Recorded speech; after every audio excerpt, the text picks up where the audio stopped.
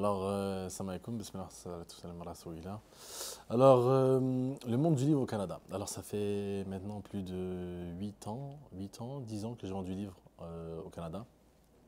Et l'univers du livre, en fait, il a beaucoup changé ces dernières années, où en fait, les publics changeaient entre les livres pour enfants, les livres pour adultes. Et en fait, on voit en fait qu'il y a un changement générationnel au niveau de la lecture.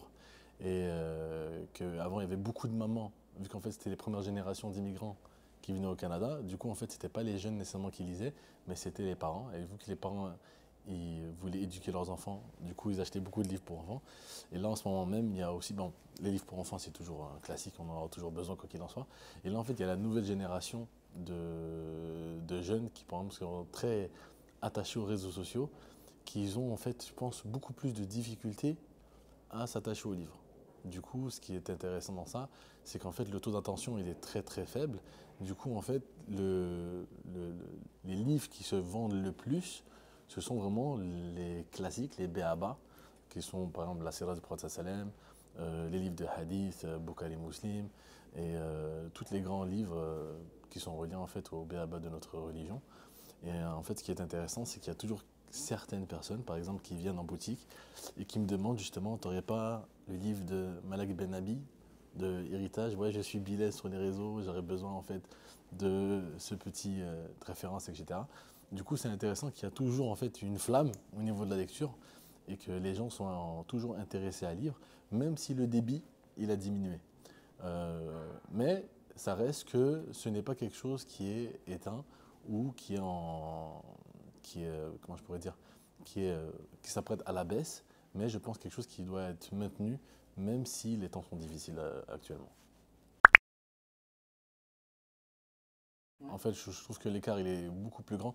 J'ai l'impression en fait qu'en France, tout ce qui est déjà de base, tout ce qui est relié à la culture générale, l'histoire et tous les moments forts de l'identité musulmane en France, vu des fois en fait ce qui se passe au niveau politique, il y a une certaine pression, du coup il y a un repli et le repli oblige à se reconnecter aux sources. Et ce qui est intéressant dans ça, c'est que ça oblige le croyant à faire face en fait à cette identité. Ce qu'on a peut-être moins au Canada parce qu'en fait c'est beaucoup plus open, c'est beaucoup plus ouvert et en fait on a moins cette obligation de ressources et qu'en fait si le parent n'est pas derrière ses enfants ou n'est pas justement dans l'éducation de la lecture de l'enfant, on perd peut-être une partie. C'est pour ça que ce qui est intéressant chez vous, moi ce que j'apprécie beaucoup, c'est qu'en fait vous avez vraiment cette importance à la science, à l'apprentissage historique et autres. Nous, ce qu'on fait des fois, c'est que si on peut des fois inviter, comme on a fait il n'y a pas longtemps, amener le psychologue Ali Habibi qui nous permet de propager en fait ces références et en même temps nous faire comprendre l'importance de la lecture, de la psychologie et en fait qu'il n'y a aucun mal d'apprendre les sciences mondaines et les sciences religieuses dans l'apprentissage du livre, mais en fait on permet en fait de faire revivre en fait justement cet apprentissage. Ce qui est plus difficile, c'est pas nécessairement quand il y a justement ce coup de boost quand un invité vient, mais surtout sur la durée en fait dans l'année, comment on fait pour qu'il y ait ce maintien à l'apprentissage. Et souvent en fait on est dans des rythmes de vie qui sont très très speed. Chez nous, en fait, on est inondé par le travail, etc. Il faut peut-être trouver des bons moments ou trouver des espaces de lecture et remplacer les espaces de réseaux sociaux ou autres par ces espaces de lecture pour qu'on puisse vraiment remonter le niveau au niveau de l'apprentissage et de la lecture chez nous. Ah, je dis pas en disant ça, je dis pas qu'en fait qu'il y en a pas. Je dis juste qu'en fait pour remonter le niveau, ce serait bien en fait de trouver justement des stratégies et des techniques. Et nous, par exemple, en boutique, ce qu'on offre, c'est juste justement d'avoir justement cette disponibilité qui permet en fait aux gens au moins de retrouver leurs références qui sont peut-être difficiles à trouver à l'étranger. Il est bien aussi de souligner aussi que je pense que ce qui est bien chez vous, c'est que en amont et en aval, tout le monde de la communauté musulmane travaille du même sens. Ce qui est difficile chez nous au Québec, plus particulièrement à Montréal, avec l'anglais et le français, la barrière de la langue devient aussi une difficulté au niveau du travail ensemble. Alors, on parle anglais et français chez nous, par contre, la communication ne se fait pas nécessairement dans les deux langues, du coup, soit en français, soit en anglais.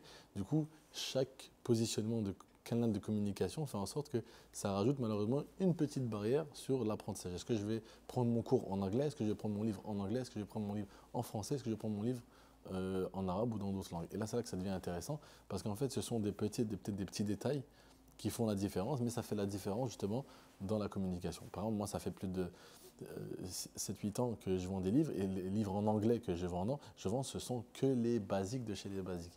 Alors, j'ai jamais eu d'anglophone alors qu'on parle anglais qui me demande des livres très poussés sur les compagnons ou autres.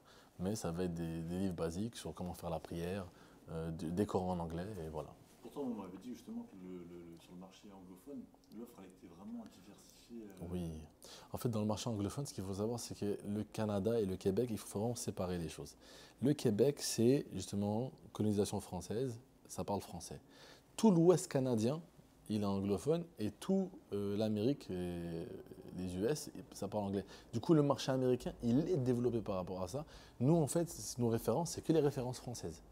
Alors, parmi les références françaises, dont justement, il y a aussi des Anglais qui habitent sur le territoire aussi montréalais et canadien, du coup, en fait, on a ce mélange de culture et de langue qui fait en sorte qu'on n'arrive pas à avoir des données faciles à analyser. C'est pour ça qu'en fait, que jusqu'à aujourd'hui, moi, je trouve ça difficile de savoir qu'est-ce que les gens veulent et en fait, les interactions entre écoles, communautés, associations, pour pouvoir en fait répondre en fait, à cette demande. Mais lorsque tu n'as pas de demande, moi, je dis toujours ça à mes clients, la chose la plus difficile, c'est de ne pas avoir de retour. Avoir un bon retour, un mauvais retour, moi j'ai un retour, je sais comment me positionner. Mais ne pas avoir de retour et avoir le silence, c'est la plus grosse des difficultés parce que en fait, je n'ai pas de collecte de données pour pouvoir me positionner sur ce que les clients veulent et ce que les gens veulent. En fait, ce qui est bien dans le marché anglophone, que je trouve intéressant, par exemple dans l'univers de l'enfant, etc., vu que c'était un truc que j'ai beaucoup fait pendant des années, du livre enfant, c'est qu'ils sont très très avancés au-delà du tafsir et des histoires des prophètes. Ils sont vraiment dans les morales, dans le bon comportement, dans le quotidien, de la vraie vie du musulman. Et en fait, on va retrouver ça dans des histoires simples qu'on peut acheter à nos enfants, etc. Là, en ce moment, ce qui est bien justement dans l'univers francophone, c'est que c'est en train de se développer, c'est en train d'arriver. Mais dans l'univers anglophone, j'ai l'impression que c'est déjà imprégné et c'est accepté. Du coup, c'est ce genre de livre qu'on achète et qu'en fait, on va prendre les bonnes morales à nos enfants, etc. Et ça, c'est quelque chose que j'aimerais bien développer. Comme ça, j'ai pas besoin de vendre toujours les mêmes références. Parce que même moi, quand je ramène de la nouveauté, j'ai l'impression que la nouveauté, elle est dure d'être acceptée. Par exemple, tout ce qui est parfois roman, ça veut dire que sur 100 enfants, il y en aura peut-être 2 qui vont en acheter. Et en fait, sur 50 parents, il y en a 30 qui vont acheter que les histoires des prophètes. Et en fait, il n'y a que l'élite qui va vraiment monter de niveau et qui va aller dans un éventail beaucoup plus large. Des fois, c'est une question de priorité. Alors, ils veulent enseigner à leurs enfants la priorité. Il y a aussi peut-être je me trompe, mais peut-être que le pouvoir d'achat, il n'est peut-être pas à la hauteur de ce qu'on pense. Même si vous, les Français, vous pensez qu'au Canada, on a un pouvoir d'achat très très élevé. Mais quand on arrive sur place, c'est peut-être une autre histoire. Et beaucoup de Français vous le diront, surtout à l'heure actuelle, depuis le Covid, ça a changé. Mais je pense qu'il y a ça. Il ne faut pas oublier aussi que ce sont des livres importés.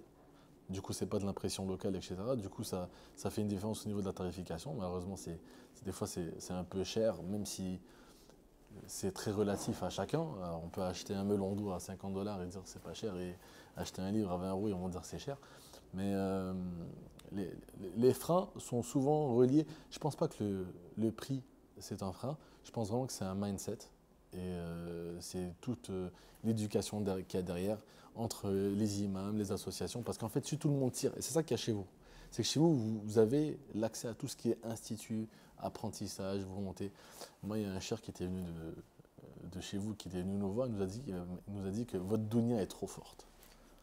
Et que si vous êtes dans le din, voilà, c'est incroyable. Pourquoi? Parce que justement, c'est tellement difficile de pratiquer chez vous, parce qu'en fait, vous n'avez pas de barrière. En fait, vous êtes laissé à vous-même, et lorsque vous avez besoin de références, le peu de références que vous avez, il faut aussi les connaître. Ah, franchement, ça, je suis 100% d'accord. Peut-être que justement, vu qu'on n'est pas dans les mêmes milieux, que la nécessité et le besoin qu'il y a à l'instant T et dans notre communauté, c'est pas ce que vous avez besoin, ce que vous travaillez. Mais vu qu'en fait, on est quand même assez parallèle dans en fait, l'histoire mondiale musulmane, mais en fait, on vit un peu toute la même chose. La différence, c'est est-ce que c'est dans les mêmes timings, dans les mêmes temps, qu'est-ce qui va se passer? Et je pense que nous, c'est qu'une question de temps, vu qu'en fait, l'immigration, elle vient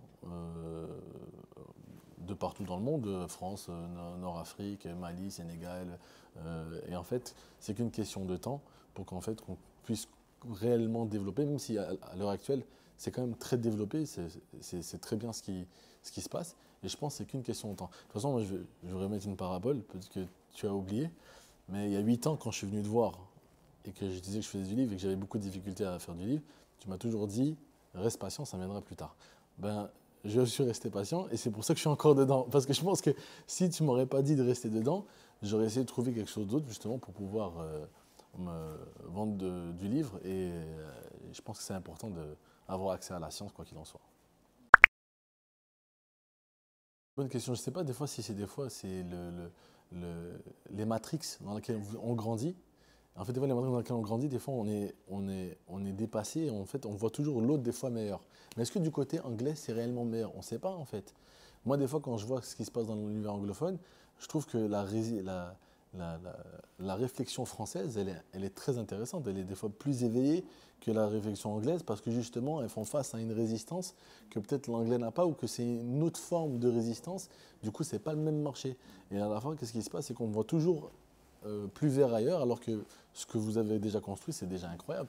Je vais vous donner un exemple qui est tout simple. Dans les jeux de société pour enfants, ce que le frère Osratuna il avait fait, Histoire des prophètes, etc., ils n'existaient pas dans le monde anglophone.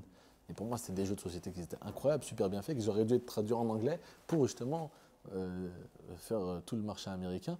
Et en fait, ce qui est bien, c'est que là, vous, il y a eu cet éveil-là ces dernières années qui a fait en sorte que vous êtes pris en main, que vous avez commencé à avoir des écritures. Là, jusqu'à maintenant, il y a tellement de nouveaux livres qui sortent, ça veut dire qu'il y a un éveil qui se passe et que les gens lisent. C'est-à-dire que si ils produisent, c'est que forcément il y a de la demande et qu'il y a des trous à combler, soit par la traduction, soit par des auteurs simples.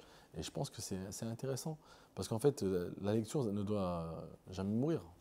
Voilà. Ben, merci à Bilal et l'équipe El Beina pour ces efforts qui nous suivent jusqu'à chez nous et qu'on suit de loin. Même si on est une petite communauté, mais on suit, on n'est pas, on ferme pas les yeux. Et moi, plusieurs fois, justement, je repartage Bilal dans cette réflexion-là parce que justement, il est dans l'analyse de les réseaux sociaux, faites attention, et en fait, mettez de l'éveil sur la lecture et éveillez vos esprits pour justement élever le niveau de réflexion et c'est très bien. Et voilà, on suit, on est dans la team.